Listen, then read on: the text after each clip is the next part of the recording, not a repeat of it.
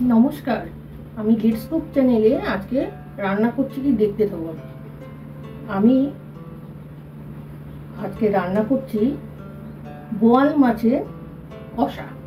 এটা আমি নিজস্বভাবেই করছি, কারণ বোয়াল মাছ একটু গন্ধ থাকে, অনেকে খেতে চায় না, সেই জন্য আমি বোয়াল মাছ আমার নিজস্বভাবে রান্না করছি। প্রথমেই আমি কড়াইতে তেল দিয়ে দিলাম। এইবার এই মাছটা আমি ম্যারিনেশন করে রেখেছিলাম আধা ঘন্টা, লেবু, নুন, হলুদ দিয়ে আর একটু গোলমরিচ দিয়ে। আর এইটাকে একটু তেল মাখিয়ে ভাজবো, তাহলে ফুটবে কম। এই মাছ সাধারণত ফোটে। তাহলে আমরা এবার মাছটা ভাজা শুরু করি। এটা তেল মাখিয়ে নিই।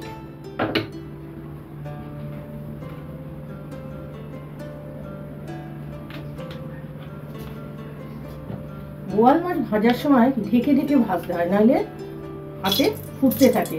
এটা একটা টিপসের মধ্যেই পড়ে। তাহলে মাছগুলো আমার তেল মাখানো হয়ে গেছে, এবার ছাড়ছি। ঢেকে দিলাম যাতে ফাটলে গায়ে না ফুটে।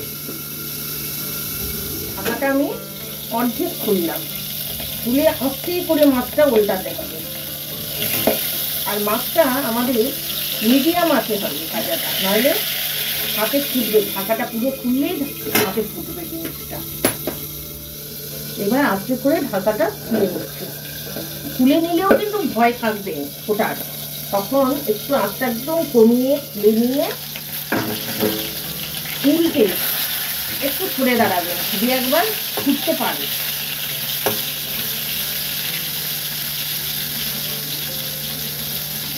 এবার আস্তে আমি আস্তে করে বাড়িয়ে দিলাম, লাল করে ভেজে নিতে হবে। এবার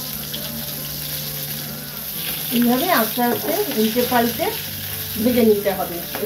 একটু খুন্তি দিয়ে উল্টে আবার করে যেতে হবে, যদি ফোটে সেই জন্য। তাহলে মাছটা আমার লাল করে ভাজা হয়ে গেছে। এবার আমি তুলে নিচ্ছি।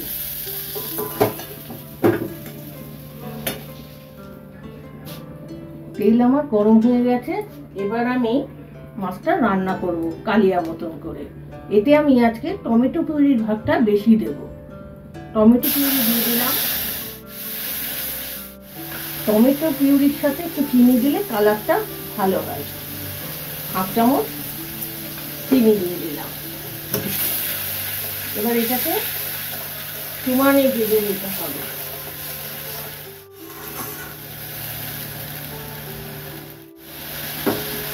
দেখুন তেল উঠে গেছে। এর মধ্যে এবার আমি পেঁয়াজ, আদা, রসুন আর কাঁচা লঙ্কা বাটাটা দিয়ে দেবো। আমার রান্নাটা কিন্তু পুরো কাঁচা লঙ্কা বাটাই হবে। এর মধ্যে পরিমাণ মতন পেঁয়াজ, রসুন, আদা, কাঁচা লঙ্কা এই পেস্টটা দিয়ে দিলাম।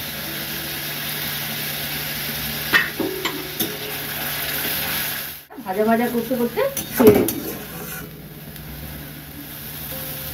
বোয়াল মাছের কষা করার জন্য আমার এই মশলাটা কষে গেছে। দেখুন তেল উঠে গেছে পাশে। আমরা কম তেল খাই বলে তেল কমই দিয়েছি। আর পাশে গরম জল বসিয়ে দিয়েছি। যে কোনো রান্নায় একটু গরম জল দিলেই ভালো হয়। এবার কালার করার জন্য আমি একটু কাশ্মীরি লঙ্কার গুঁড়ো দিয়ে দিচ্ছি, আর একটু হলুদ। আর কিছুই দেবো না এর মধ্যে। এতেই রান্নাটা হবে আমার। এর মধ্যে পরিমাণ মতো গরম জলটা দিয়ে দিচ্ছি। আপনাদের প্রয়োজন অনুসারে যেরকম লাগবে ঝোল কষায় সেইরকম জল দেবেন। এবার নুন দিয়ে দিলাম। দেখুন ঝোলটা আমার ফুটছে। এই অবস্থায় আমি মাছগুলো দিয়ে দেবো। যেহেতু কষা করছি অল্প দেবো, অল্প জলে ঝোলটা হবে।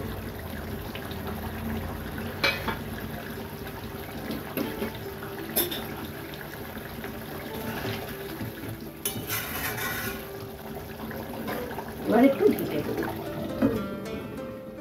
দেখুন আমার কষা রেডি। নুন টুন সব দেখে নিয়েছে, ঝাল নুন। এবার একটু গরম মশলা দেবো, প্যাকেট থেকে একটু ছিটিয়ে দিলাম, বেশি না, অল্প করে। আর এক ঘি দেব।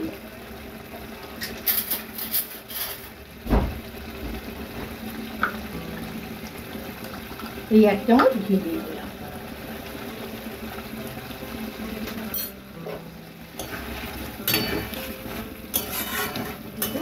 কাঁচা লঙ্কা ফেলে দিলাম, যার যেরকম ঝাল লাগবে সে যেরকম খাবে।